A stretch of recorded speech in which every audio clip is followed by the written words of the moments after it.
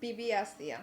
আমরা মুসলমান ওমেন বলেন আর পুরুষ বলেন, বিবি আসিয়ার নাম শুনিনি এমন কেউ নেই। বিবি আসিয়ার মানে আপনি হচ্ছে হজরত যে আসিয়া আল্লাহ ইসলাম, তার নামে যেটা শুনেছেন, ফ্রাউন তাকে অনেক বেশি কষ্ট দিয়ে তাকে মেরে ফেলেছেন। ফ্রাউনের স্ত্রী ছিলেন শুধুমাত্র আল্লাহকে মানার জন্য এবং মুসা আল্লাহ ইসলামের জন্য দোয়া করার জন্য। তাকে হচ্ছে কি মর্মান্তিক মৃত্যু যন্ত্রণা সবার সামনে তাকে এমন বড় শাস্তি দিয়ে মেরে ফেলেছে এবং তাকে লজ্জিত করে মেরেছে। আজকে আমাদের দেশে হচ্ছে সেরকমই একজন আসিয়া, যাকে পুরো বাংলাদেশের সামনে লজ্জিত করে, সে তো এখনো শিশুই আছে, শিশু থেকে তো সে নারী হয়নি, তার তো অন্যার প্রয়োজন হয়নি, তারপর কেন তাকে এইরকম অত্যাচার করা হয়েছে? আমার কথা হচ্ছে ছোট ছোট শিশুদেরকে কেন এগুলোতে ব্যবহার করা হয়? শিশুদেরকে কেন?